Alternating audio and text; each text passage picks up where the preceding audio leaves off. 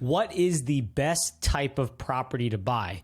I get this question all the time. People are always trying to find the most optimal property that can bring them the most cash flow, the most appreciation, the most profit. And I'm in the middle of building out this guide on how to buy your first off-market deal with the help of a company, Dealflow REI. Part of what you need to do when you're a beginner real estate investor is pick a property type, because the property type is really important for you to focus on. Different property types are for different goals. I'm going to break down the different types of properties available, what their pros and cons are, why you might want one versus the other. And then I'm going to give you general guidelines of how to pick which property type is going to be best for you. First, we have single family homes, right? That's the normal house that anyone lives in. It's basically one structure that hosts one family. That's why it's called single family home. The pros of this is that they typically offer some consistent rental income because families like living in single families. Those houses tend to have slightly more demand because people want a full house. I had friends over last night and they were like, I wish I had a house. And they would prefer to stay in a house over an apartment because you got a backyard, you got a garage, you have more control. So it's more valuable to the end person. Single family homes also tend to appreciate more in value. They tend to go up in value more over time because home buyers tend to buy single family homes because they want to live in single family homes. They don't want to live in other types of properties for the most part. And it's easier to manage if you're dealing with one property, but over time, it actually gets harder to manage. The cons are that if you have no tenant in that property, you owe the entire mortgage, the entire taxes, and all the insurance, all the costs for the property. Your vacancy costs are going to be high if you don't get that property filled ASAP. So even though it has high demand, if that one unit isn't filled, then you have to pay all the money for that house.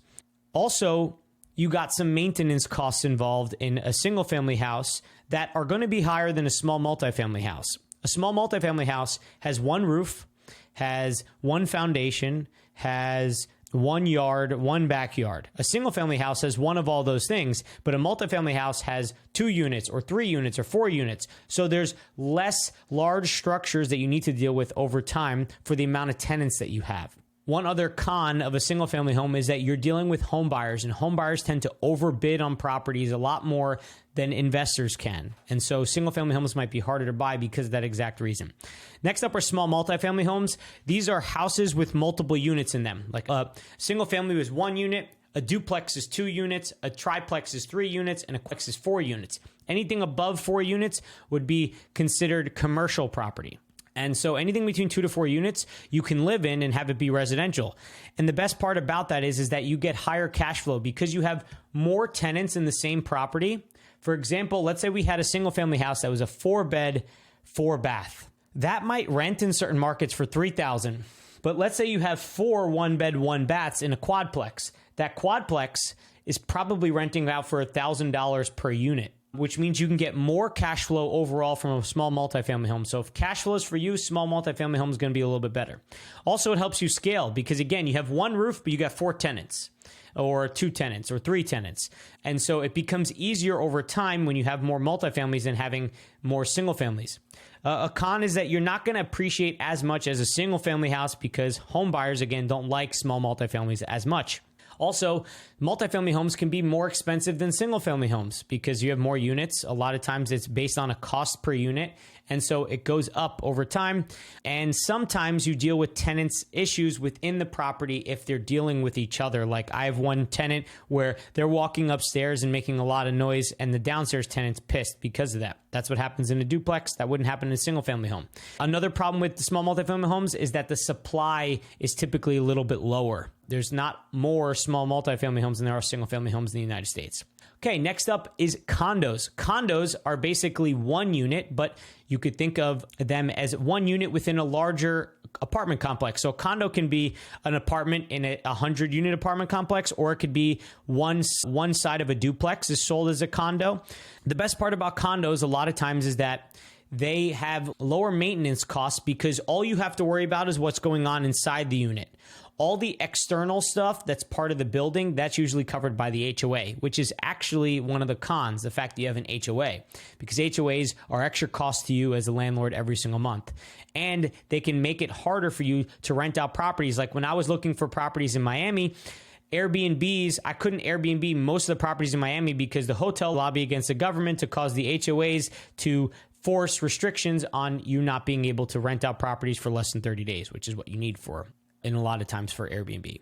Another good part about condos is that they are typically in high desirable areas like downtown areas or areas where a lot of people want to be. Because a lot of people want to be there, they tend to have to build up and not do single family homes, which is great because that means you might have a higher demand for that unit. But at the same time, condos are less desirable than homes, like we just said, like single family homes. And so they may appreciate slower than what a single family home would be. Next up are townhouses. Condos and townhouses could be similar, but a townhouse is typically a multi-floor home, so like a 2-story or 3-story house that is maybe attached to another house. And these are going to be cheaper than single-family homes because single-family homes are standalone house, and they may give you some of the vibes of a single-family house, like you might have your own backyard and your own driveway, but they are not fully separate. You typically share a wall in a townhome with another unit. That would be another townhome, but they tend to be a little bit cheaper than single family homes. So that is huge. Some of these townhomes have HOAs as well. So you're going to deal with that, which is a con because of the expenses, but also it could be a pro because of the reduced maintenance costs on the outside. Co-ops, on the other hand, just know this. You should probably not buy a co-op to invest in. I haven't found anyone that is successful with co-ops, and co-ops are basically buildings where there's a board and you don't actually own any property. You own shares in the actual corporation that owns the property itself.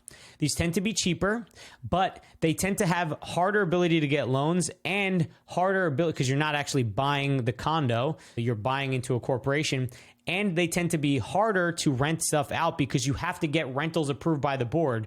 I know my girlfriend, when we were living in New York City, she was living in a co-op, and they almost didn't let them live in the building. 4 girls living in an apartment that all had jobs. They almost didn't let them live in the building because they didn't fit the mold of what they were looking for. Okay, so this is a huge con, especially if you're the owner of the co-op. It might be better for you to get rid of it. Manufactured homes are homes that were basically built off-site and then dropped off on-site. These are cheaper. Think like those really nice trailers that people have. They basically ship the home onto a truck and they drop them off on a plot of land, and it looks really nice on the inside and it's really cheap, but you don't actually typically sometimes own the land. So that's typically a problem because the building itself is not staying in as best shape as you use it over time. And it's harder to own because you don't actually own the land in some of these scenarios. But sometimes this might be a good rental scenario because when the market gets hard for people to afford it, people go back and scale back. And so that will be the baseline, is that people would live in these homes because they're cheap. So if people end up moving back to these, you're going to typically have higher demand for those because higher demand in one sense, because when people get into financial struggles, they can live in there, but also lower demand because when people aren't struggling, they're not going to choose to live in a manufactured home over a regular home. Next up, similar to manufactured homes, are modular homes. This is when pieces of the home are put together. They're built off-site and built together at the same time. A lot of people are starting to do this because you can make the house nice and customizable, cost-effective. But cons are that people are still not 100% on how these homes are built because they seem like they might be lower quality builds because you're piecing things together, like piecing a puzzle rather than building one core unit of a house. And so because also these are newer, we don't have too much data on how they're going to do over time. So they might resell for a little bit lower. Then you got land, and there's a few different types of land. You have residential lots, which is a plot of land that you could build a house or 1 to 4 units on. You have commercial land, which is technically part of commercial, which you can build a commercial property. Agricultural land, which has to be used for farming or ranching. And then you have undeveloped land. I'm not really familiar with land, so we're not going to go too far into these. But land, if you're investing in land, you either A, need to lease it out to someone else for a purpose, or people buy and hold the land hoping that it goes up. That way is a little bit more of speculation. So if you're going to do anything with land, I'm going to recommend that you do something with land that you can actually cash flow on, like leasing the land for someone to park a trailer on. Okay, Now that we've went through all the types, here's the way I want you to be thinking about this. Remember, what is your goal with investing in real estate? If it's cash flow, you might want to choose an asset that has a better potential for cash flow, like small multifamily homes. Now, if your goal is appreciation, you might want to choose something that is maybe higher appreciation, like land in a very important area of a city. Another factor you need to start thinking about besides your goal is, what does my market have, the market that you're going to be investing in? If you invest in Miami, there's tons of condos. If you invest in New York City, there's tons of co-ops. If you invest in a rural area, there might be tons of single family homes. And so you want to pick an area, you want to pick a property type that allows you to find a decent amount of them in the market that you're investing in. And you want to pick one that helps align with your goals a little bit better. For me, I pick small multifamily homes because I like renting them out and I like for cash flow. That's my goal.